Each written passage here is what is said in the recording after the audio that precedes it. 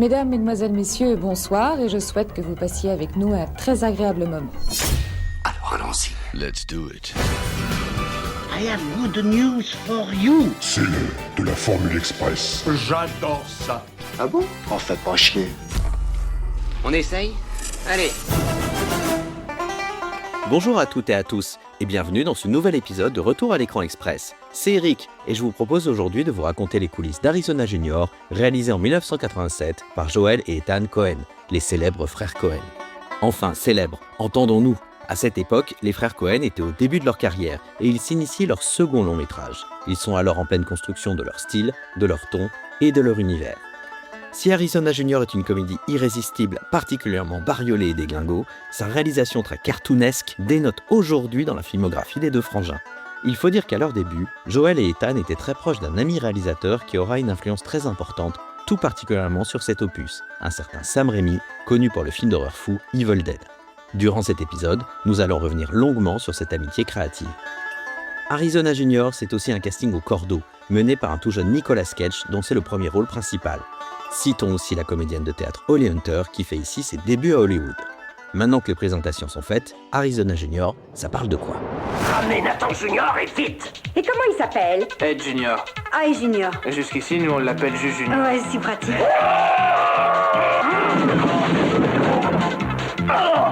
Il est caché là quelque part. Accroche-toi, Nathan.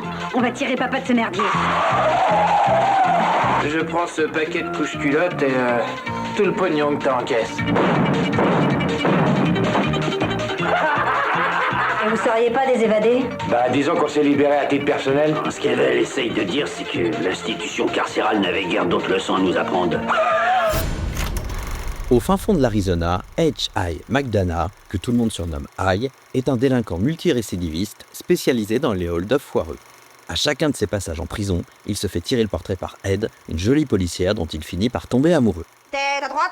Vous êtes une petite fleur du désert. I se range, se marie avec Ed, et le couple s'achète la caravane de leurs rêves sur un grand plateau désertique. Il ne manque plus qu'un heureux événement pour combler cette vie idyllique. Mais c'est à ce moment que tout déraille. Ed est stérile.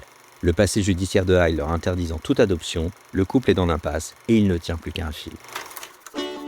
Et puis un jour, la nouvelle est tombée. La naissance des quintuplés Arizona. Nathan Arizona, le célèbre patron de la plus grande chaîne de meubles en bois brut, prêt à peindre, annonce la naissance de ses quintuplés. Plus qu'il nous en faut, hurle-t-il partout. C'est le déclic pour I et Ed qui y voient l'occasion, désespérés certes, de combler leur désir de famille. Ils organisent le vol de l'un des bébés Arizona en espérant que cela ne se voit pas trop. Bien entendu, c'est le début des problèmes. La police se met en branle, une prime est lancée, ce qui attire un affreux mercenaire, et pile à ce moment, deux copains de cellule de I s'évadent de prison pour trouver refuge dans la caravane du couple. À ce stade, ce n'est plus de la poisse, mais de la merde au cul. Bon, d'accord, vous qui avez jamais péché. Allez-y, jetez la première pierre. Mais Ed et moi, on trouvait ça injuste que certains ils en aient tellement trop et d'autres tellement pas assez. On dit souvent que dans une carrière de réalisateur, le plus difficile n'est pas de faire un premier film, mais d'en faire un deuxième.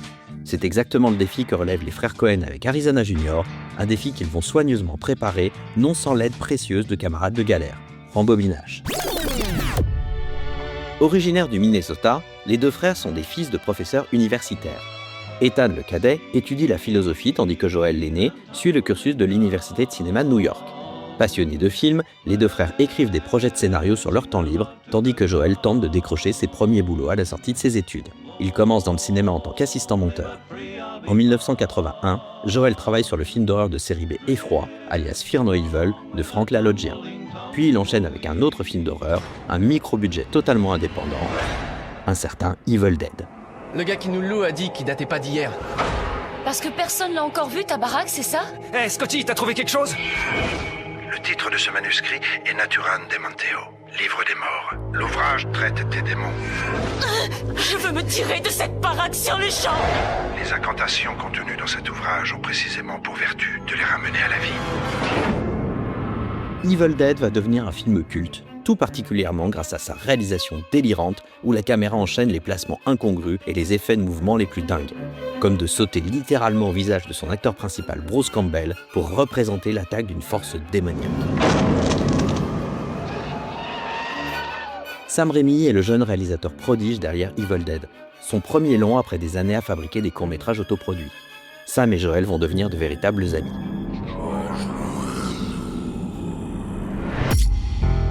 Nous sommes maintenant en 1982. Joel et son frère Ethan ont l'ambition de tourner au Texas leur premier long-métrage, Blood Simple, alias 100% chez nous, un polar âpre et crépusculaire qui rend hommage au film noir qu'ils adorent. Maniaques du contrôle, les deux frères veulent également travailler à leur manière, c'est-à-dire écrire le scénario, produire, réaliser et même s'occuper personnellement du montage du film, le tout en duo. Bien entendu, un tel projet est infinançable par un studio, d'autant plus que les deux frères sont de parfaits inconnus dans le monde du cinéma. Ils vont devoir emprunter les chemins du film indépendant et démarcher eux-mêmes des partenaires privés. Et qui va les aider durant ce processus ? Sam Raimi, bien entendu. Derrière le vingtenaire féru de comédie et de films d'horreur, Sam Raimi est également un entrepreneur avisé, parfaitement secondé par ses deux associés et copains d'enfance, l'acteur principal d'Evil Dead Bruce Campbell et le producteur Robert Taper. Ensemble, ils ont monté leur structure de production, Renaissance Pictures. Raimi souffle aux Coen la méthode qu'ils ont utilisée avec succès pour lever des fonds pour Evil Dead. Tourner une bande démo du projet afin d'appâter les investisseurs avec du concret. C'est dans cette optique qu'ils ont réalisé Within the Woods, un court-métrage dans l'univers d'Evil Dead en mode cahier de brouillon. À leur échelle de petits indépendants, ils ont pu ainsi réunir pas mal d'argent. Les frères Coen suivent les bons conseils de leur ami et tournent une sorte de teaser de Blood Simple avec les moyens du bord, et notamment Bruce Campbell que l'on aperçoit furtivement dans le rôle de la victime. Dans une interview donnée à Criterion pour la distribution vidéo du film, Joel Coen se souvient. Sam nous a appris que si vous appelez les gens au téléphone pour investir dans un film, ils vous enverront balader. Mais si vous leur dites « j'ai un bout de film à vous présenter », certains vous laisseront entrer dans leur salon pour installer votre projecteur et leur montrer. En parallèle du travail de levée de fonds, les frères Coen préparent le casting et souhaitent offrir le premier rôle féminin à une jeune actrice de théâtre qu'ils ont adorée sur scène à New York, Holly Hunter. Malheureusement, Holly Hunter a des problèmes de disponibilité et doit décliner. En guise de compensation, elle leur propose d'auditionner Frances McDormand, une amie qu'elle connaît bien, car elles ont été colocataires à l'école dramatique de Yale en 82. Une suggestion plus qu'avisée, puisque Frances McDormand va non seulement décrocher le rôle, mais aussi tomber amoureuse de Joel Coen. Ils se marient en 84, l'année de sortie du film.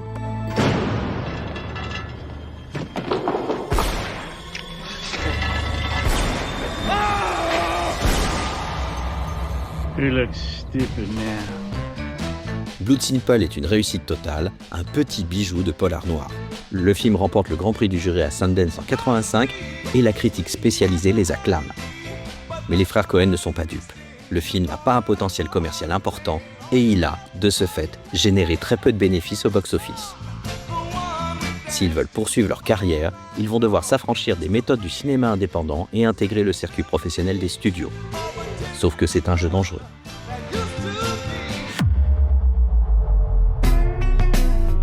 Durant cette période, Raimi et les Coen développent des projets ensemble. Ils écrivent à 6 mains le scénario de The Relentless, une comédie cartoon et noire mettant en scène 2 tueurs complètement fous, comédie que Sam Raimi entend réaliser en guise de second film. Ils coécrivent également The Hudsucker Proxy, une autre comédie noire destinée à devenir le second film des Coen. Sam Raimi est le premier à partir et il associe sa structure indépendante Renaissance Pictures au studio Embassy Productions.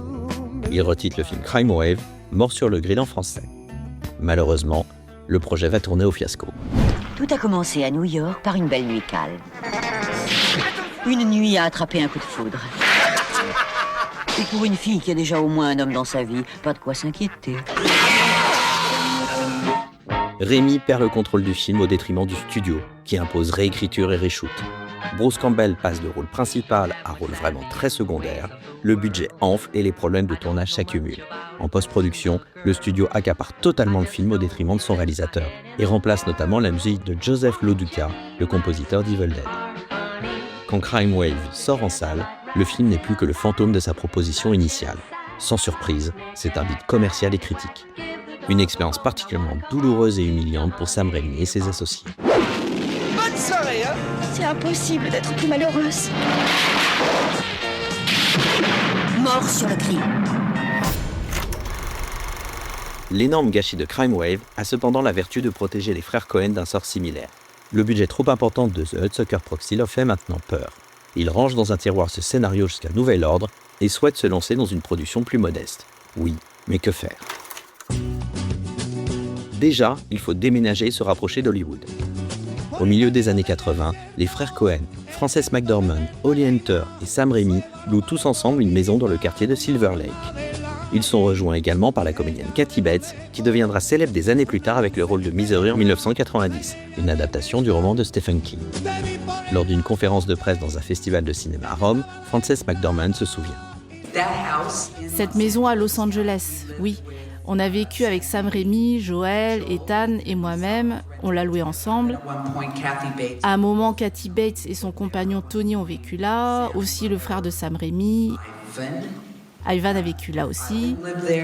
Mais c'était parce que nous étions tous pauvres et qu'on avait besoin de beaucoup de colocataires. Et non parce que nous étions des artistes vivant ensemble, vous voyez. Les frères Coen veulent que leur second film soit très éloigné de leur premier. Ils savent qu'il leur faut un succès commercial, mais ils ne veulent pas non plus se renier en tant qu'auteurs. Ils se mettent d'accord pour faire une comédie qui ira gratter l'Amérique profonde, en l'occurrence les petites villes du fin fond de l'Arizona. Ils exagèrent la culture locale en misant sur des personnages hauts en couleur, s'exprimant dans un langage particulier, souligné avec des accents à couper au couteau. Les deux frères s'inspirent ici des barn comedies, que l'on pourrait traduire par des comédies rurales. Bien entendu, l'univers de la criminalité est toujours présent, mais excite la noirceur. Les braqueurs sont traités comme de grands enfants et les scènes de violence sont désamorcées par un ton très décalé, comme un dessin animé en prise de vue réelle. Salut les ploucs, c'est un hold-up. On ne bouge plus. À plat ventre tout le monde. Ben, faudrait te décider, Ptio. Tu veux qu'on bouge plus ou qu'on se colle sur le ventre? Toujours aussi fans d'Holly Hunter, les deux frères souhaitent à tout prix travailler avec elle. Pour déterminer l'histoire, ils partent donc d'un personnage taillé pour la comédienne et imaginent une femme qui souhaite à tout prix devenir maman alors qu'elle est stérile. De fil en aiguille, ils écrivent en 3 mois et demi le scénario d'Arizona Junior. Ils s'associent avec la 20th Century Fox avec une offre cash et sans compromis. Pas de note du studio, pas d'interférence sur le casting et ils signent le montage final sur le Final Cut. C'est à prendre ou à laisser. Te voilà chez toi, Nathan Junior. Allez, regarde partout pour le plaisir des yeux. Faut pas hurler, tu lui fais peur. Merde, je m'excuse, Ed. Et attention aux gros mots. Hein. Non, il y connaît rien aux gros mots à son âge. Moi, je veux qu'il cause correct. Convaincus que l'union fait la force, les Coen rappellent leurs principaux collaborateurs sur Blood Simple. Le directeur de la photographie Barry Sonnenfeld, le coproducteur Mark Silverman, la décoratrice Jen Muskie ou encore le compositeur Carter Burwell. Bien entendu, Frances McDormand rejoint le casting dans un second rôle, celui de Dorothy D. Dot, une mère de famille nombreuse particulièrement sans gêne. Où c'est qu'il est ce bébé? Où est-ce qu'il se cache? Il va flipper, chérie. Où tu te crois, Glenn? Pour l'instant, il fait dodo. Oh, quel con. Je l'ai pas réveillé, dis. Je peux y jeter juste un quart de petit coup d'œil? Les deux frères ont maintenant la tâche de trouver le comédien qui va incarner High, un braqueur de banque au grand cœur et pur produit de cette Amérique profonde. Ils envisagent Kevin Costner qui auditionne pour le rôle, mais ils lui préfèrent finalement un jeune comédien moins expérimenté, Nicolas Cage, tant ils ont aimé sa performance dans Peggy Sue s'est mariée de Francis Ford Coppola, dont il est d'ailleurs le neveu. Un choix risqué car Cage n'a jamais interprété de premier rôle jusqu'à présent. Dans une émission de télévision d'époque, Nicolas Cage se souvient de son audition pour le film. Je les ai rencontrés une première fois et on a parlé de maquettes de fusée. Puis je suis allé à New York pour leur faire une lecture car ils voulaient voir si j'étais capable d'avoir un accent authentique. Ils craignaient que je sois un peu trop urbain pour eux. Et ça s'est très bien passé, donc on a fait le film ensemble. J'ai engagé un coach vocal, Julia Adamson, et elle m'a beaucoup aidé avec les dialogues. Et quelle était cette conversation à propos des maquettes de fusée? Je sais pas, je me souviens juste de... Quand je suis allé au rendez-vous, j'avais de la peinture jaune sur ma chaussure. Et ils m'ont dit, ça vient d'où? J'ai répondu que je peignais une fusée. Ils m'ont dit, alors tu fais des maquettes de fusée? Et on a parlé de ça. Le casting est complété par Trey Wilson dans le rôle de Nathan Arizona Senior. Est-ce que vous avez un message pour les kidnappeurs? Ouais, gaffe à vos fesses. Quant aux deux évadés de prison amis de High, les rôles sont attribués à William Forsythe et John Goodman, qui deviendra par la suite l'un des comédiens récurrents des Coen. Où il est, Junior? Mais comment tu l'as pas remis? Non, je croyais... Dotés d'un budget de 5 millions de dollars, les deux frères veulent que chaque centime soit à l'écran. Ils préparent le film dans les moindres détails. Le scénario est précis et chaque plan est storyboardé. Et quand il s'agit d'avoir un retour critique d'un bon copain, n'oublions pas que Sam Raimi est toujours dans la colocation. Après l'échec de Crime Wave, ils tentent de se remettre en selle en imaginant une suite à Evil Dead. Une suite qui misera elle aussi sur un ton cartoon et décalé. Autant dire que tout le monde est sur la même longueur d'onde. Dans l'émission du HuffPost Live, Holly Hunter se souvient. On a habité à Los Angeles dans cette maison à Silver Lake pendant, je ne sais plus, un moment. Ça devait être un endroit sympa.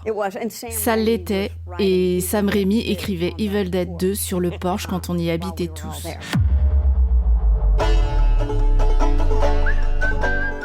L'équipe de tournage s'installe dans les petites villes de la banlieue de Phoenix pour 10 semaines.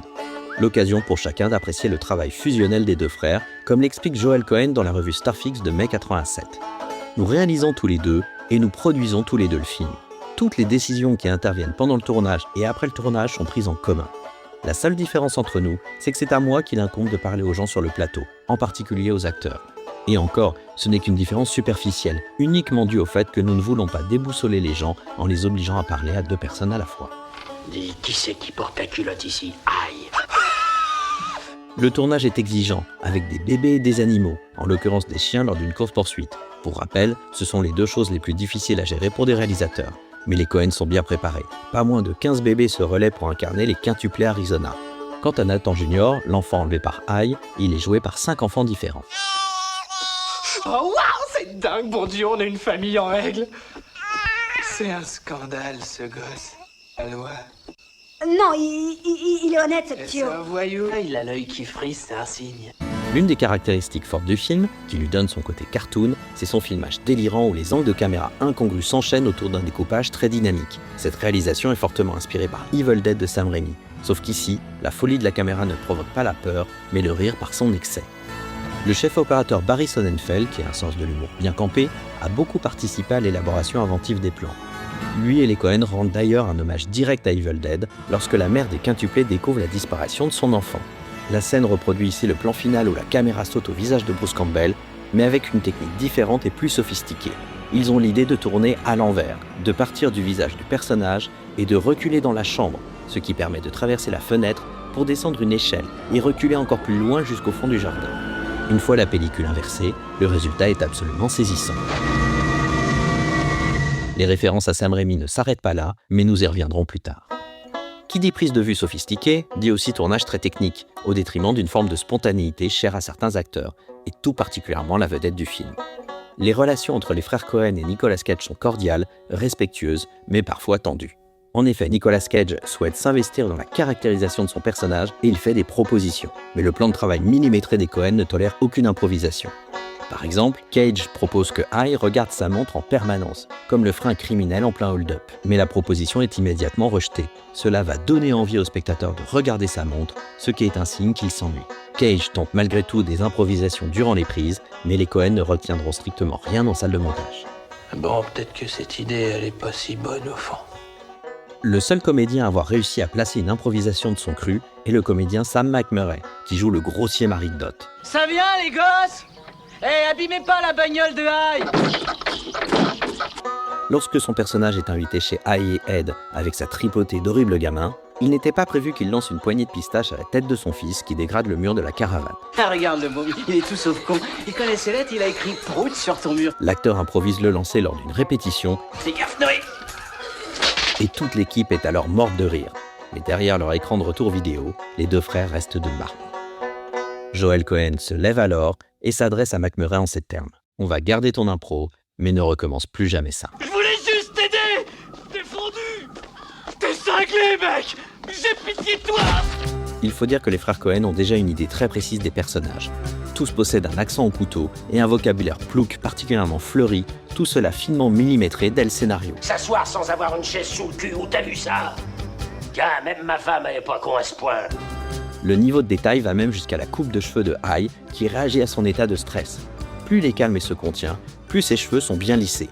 Or, quand il est sous pression, soit une grande majorité du film, sa coupe est en pétard sur sa tête. La plupart des spectateurs associent Haï au dessin animé Woody Woodpecker, car il possède également un tatouage du personnage sur son bras. Mais c'est une mauvaise interprétation de l'intention des Cohen. Le tatouage de Haï représente en réalité la mascotte Klesminskams dans les années 50, une société spécialisée dans les pièces détachées automobiles. Une référence locale et industrielle, loin du dessin animé mondialement connu. Voilà, il y a des braves gens, paroles, j'en connais plein, qui seraient prêts à cracher bien plus de 25 000 $ pour avoir un beau bébé pétant de santé.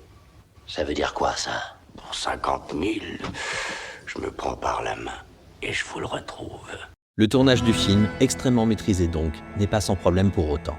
Le plus grand défi des Coen porte d'ailleurs un nom, le motard de l'apocalypse. Un homme qui détenait tous les pouvoirs de l'enfer. Un être d'une cruauté implacable envers les créatures sans défense, les petits animaux du bon Dieu. Ce personnage de chasseur de primes cradingue, prêt à tout pour récupérer Nathan Junior, n'est pas seulement l'antagoniste principal du film, c'est aussi le gros boulet de leurs auteurs. Je m'appelle Smalls, Leonard Smalls. Et mes amis m'appellent Lenny. Mais j'ai pas d'amis. Les Coen ont beaucoup de difficultés avec son interprète, Randall Tex Cobb, un ancien boxeur qui peine à s'imposer comme un comédien à leurs yeux. Et pour cause, l'un des critères pour ce rôle est de savoir conduire une moto, normal pour incarner un motard. Mais Cobb leur a menti. Il ne sait pas piloter une 2 roues. Lors de son premier jour de tournage, son personnage doit arriver en moto au bord d'un trou d'où se sont évadés les amis de Hyde. Et là, on vous le donne en mille. À l'annonce du moteur, Cobb fonce approximativement dans le cadre et ne parvient pas à s'arrêter. Il tombe dans le trou avec la bécane et il se blesse à l'épaule. Après cet incident, les relations entre Cobb et les Coen resteront tendues jusqu'à la fin du tournage. Ça sent bizarre. Normalement, madame, on ne pue pas comme ça. J'allais juste expliquer à votre seigneur et maître que quand on a creusé le tunnel, on a tapé en plein dans le tuyau d'égout, un manque de bol. Alors on a dû passer par là pour... Ça veut dire que vous êtes des évadés? Ah, pas vraiment, non. C'est libéré à notre propre compte, en réalité. Cette anecdote mise à part, les prises de vue se déroulent de manière fluide, car les deux frères ont à cœur que leurs collaborateurs se sentent bien et investis dans la production. Lorsque le compositeur Carter Burwell est invité sur le plateau pour s'imprégner de l'ambiance du tournage, il a l'impression de voir évoluer, je cite, une petite famille. Ça, c'est absolument vrai de vrai, et c'est officiel, t'avais raison, moi j'avais tort, même un aveugle, il le verrait. Ils vont pas y faire de mal, chérie, ils font ça pour la récompense. Et tu sais, je suis plus comme eux, moi j'ai compris, t'avais raison, moi pas, mais il y a la famille avant tout, soyons responsables, et moi d'abord. Allez, on y va. Allons chercher Nathan Junior. Le tournage terminé, les frères Coen font une entorse à l'une de leurs exigences de travail, assurer eux-mêmes le montage. En effet, ils avaient signé la post-production de Blood Simple sous le pseudonyme de Roderick James, et ils continueront d'utiliser ce pseudo pour signer les montages de pratiquement tous leurs prochains films. Mais pour Arizona Junior, ils se plient à une méthode plus conventionnelle, plus safe, et engagent le jeune monteur Michael R. Miller pour un résultat totalement épatant. Vous savez comment ça se pose, ça? Autour des fesses, et puis on referme autour du kiki. Il faut dire que le film est intégralement pensé autour du montage et intègre un rythme particulier dès son scénario. La preuve en est le premier acte du film. Pour nos auditeurs qui ne sont pas familiers avec l'écriture cinématographique, le premier acte a pour but de poser l'univers du film, les personnages et l'incident déclencheur, c'est-à-dire l'événement qui précipite toute l'aventure du film. Dans Arizona Junior, le premier acte est condensé en seulement 11 minutes. 11 minutes d'une densité et d'une fluidité incroyable qui se conclut par l'apparition du titre du film. Faire apparaître le titre aussi tardivement était d'ailleurs à cette époque très étonnant. Franchement, ces premières minutes sont une masterclass. On est pris sur notre siège, totalement emporté par l'histoire comme si nous étions assis dans une montagne russe. Qu'est-ce qui vous donne cette sensation d'être piégé? Vous avez l'impression d'être piégé dans votre peau? Il m'arrive d'avoir des méchantes crampes menstruelles. Pour composer la musique du film, Carter Burwell, qui avait débuté avec Blood Simple, retourne en studio. Il n'a pas fait grand-chose depuis 1984. Il a composé la musique de 2 courts-métrages, ainsi que le score de Psychose 3, de et avec Anthony Perkins. Quand les Coen lui donnent la mission de composer une musique au banjo pour rendre un hommage décalé aux comédies plouc, Burwell est très loin de sa zone de confort. Sa musique a beau être excellente et épouser parfaitement la réalisation des Coen, Carter Burwell ne cessera de dire qu'il n'est lui-même pas fan de sa propre musique pour le film. En plus de ses difficultés créatives, les frères Coen n'ont à ce moment plus assez d'argent pour le payer correctement. Ils lui proposent en compensation un pourcentage sur les recettes. Un beau geste qui scellera définitivement l'amitié professionnelle de Burwell et des deux frères, car ils continueront de travailler ensemble sur pratiquement tous leurs prochains films. Arizona Junior sort en mars 1987, d'abord à New York pour tester la température, puis en avril sur tout le territoire américain. Dans l'ensemble, les critiques sont tièdes. On reproche au film d'être trop stylisé au détriment du fond, et les personnages huluberlus ne sont pas au goût de tout le monde, et surtout pas des locaux qui n'apprécient pas du tout comment le film les représente. Ok alors. Heureusement, le public comprend mieux la proposition et répond présent dans les salles. En France, le film est sélectionné au Festival de Cannes dans la catégorie hors compétition. Dans une édition présidée par Yves Montand, avec une palme d'or offerte à Maurice Pialat pour Sous le soleil de Satan, inutile de préciser qu'Arizona Junior dénote grandement.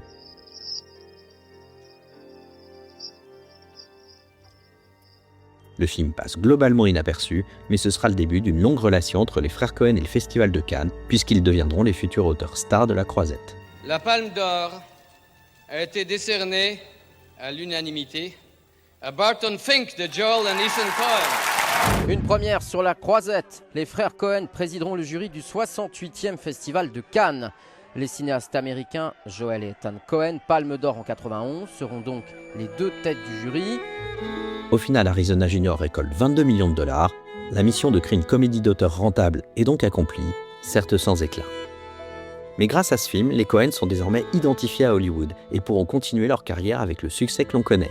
Prix de la mise en scène et Palme d'Or à Cannes pour Barton Fink en 91, Oscar du meilleur scénario original et de la meilleure comédienne pour Frances McDormand pour Fargo en 97, succès critique et populaire pour The Big Lebowski en 98, Oscar de la meilleure adaptation, meilleur réalisateur et meilleur film pour No Country for Old Men en 2008. Et ça, entre autres. Avec un tel palmarès, Arizona Junior a forcément du mal à exister dans les résumés des frères Coen. Pourtant, le film va devenir culte pour de nombreux spectateurs qui ne s'en lassent pas. Parmi ses fans célèbres, il y a l'acteur star Matthew McConaughey. Il cite Arizona Junior comme étant le film qu'il a le plus vu et revu dans sa vie. Aussi Edgar Wright, le réalisateur de Shaun of the Dead. Il parle d'Arizona Junior comme l'un de ses films préférés de tous les temps. Quant à son comparse et comédien Simon Pegg, Arizona Junior est revendiqué comme une référence absolue. Avec Arizona Junior, j'ai commencé à comprendre comment les mouvements de caméra, la performance des acteurs et l'écriture fonctionnent tous ensemble pour créer comme une sorte de comédie en 3D. On pourrait s'arrêter ici concernant notre récit d'Arizona Junior. Cependant, un autre film sort quasiment simultanément dans les cinémas américains et il possède exactement le même ADN déglingué, mais dans un autre registre, celui de l'horreur. Ce film, c'est Evil Dead 2 de Sam Raimi. Cette nuit, les âmes des morts surgissent. Evil Dead 2. Et oui, l'amitié des frères Coen et de Sam Raimi, les influences diffuses qui se sont opérées plus ou moins consciemment durant leur colocation, s'impactent maintenant dans ces deux films, conçus, tournés et exploités pratiquement en parallèle. Ce sont vraiment deux films jumeaux, avec des partis pris similaires, mais dans deux genres différents. Inutile de dire que les regarder coup sur coup est une expérience troublante. Tu viens de découper en morceaux ton ami avec une tronçonneuse. Qu'est-ce que t'en dis, grand frère ? En comparant les deux, on remarque une scène au filmage quasiment identique. Quand Hai est poursuivi par la police et court comme un dératé dans une maison pavillonnaire, il est suivi de dos à la Steadicam avec un grand angle qui déforme les perspectives. C'est le même plan au début d'Evil Dead 2 où Ash, joué par Bruce Campbell, est poursuivi à travers la cabane par la force invisible en vue subjective. Aussi, la voiture que conduit Hai ressemble beaucoup à la Oldsmobile que possède Sam Raimi, une voiture qu'il adore et qui est présente dans tous ses films en guise de signature. Du côté d'Evil Dead 2, on ne s'étonne pas de voir deux personnages secondaires issus de la même Amérique profonde d'Arizona Junior, Jake et sa fille Bobby Joe. Mais si, tu te souviens, il y a un autre chemin. Bobby Joe et moi, on pourrait vous le montrer. C'est une question de... Combien alors ? 500 balles. Mais les indices de leur amitié créative ne s'arrêtent pas là. Si l'on est adepte des petits détails cachés dans l'image, on peut débusquer de nouvelles références. Lorsque Hai braque une épicerie, l'employé appuie sur un bouton d'alarme. Dans un gros plan, on aperçoit le nom de la société de sécurité, Hotguard Train Security. C'est la même société qui apparaît dans Mort sur le grill. Mine-toi, petit, ma femme fait du foin. Enfin, lorsque Hai est à l'usine dans l'introduction, on peut apercevoir sur son bleu de travail le nom de la société, Hudsucker Industries, soit le nom de la société au cœur de The Hudsucker Proxy, le scénario coécrit avec Sam Raimi et qu'ils ont remisé pour le moment. Alors on voit une épave qui est au milieu de la chaussée, il y a cette espèce d'objet cylindrique rosâtre par terre. C'est ce que c'était ? Un bout de quéquette. Après Arizona Junior et Evil Dead 2, les collaborations ou les clins d'œil entre les frères Coen et Sam Raimi continueront encore quelques années. Pour leur troisième film, Miller's Crossing en 1990, les Coen offrent un petit rôle à Sam Raimi en ouverture d'une fusillade. En réponse, Sam Raimi invite les Coen à faire une passe d'écriture sur le scénario compliqué de Darkman, son quatrième long métrage. Les frères ne seront d'ailleurs pas crédités pour ce travail. Je suis quoi, hein ? Un phénomène de foire, c'est ça ? Aussi, Raimi casse pour le film Frances McDormand dans le premier rôle féminin. Peyton est mort. Enfin, en 1994, la boucle est bouclée lorsque les frères Coen ont la possibilité de concrétiser The Hudsucker Proxy, alias Le Grand Saut chez nous. Le film met en scène Tim Robbins, Jennifer Jason Leigh et Paul Newman. Barnes, c'est l'ingénieux inventeur de la plus folle des productions américaines, le hula hoop. Toujours crédité comme co-scénariste, Sam Raimi est de plus réalisateur de la seconde équipe du film. Il dirige notamment la célèbre scène d'ouverture où le directeur du groupe saute par la fenêtre et tombe en chute libre le long de la tour Hudsucker Industries. Une scène inoubliable, peut-être la meilleure du film.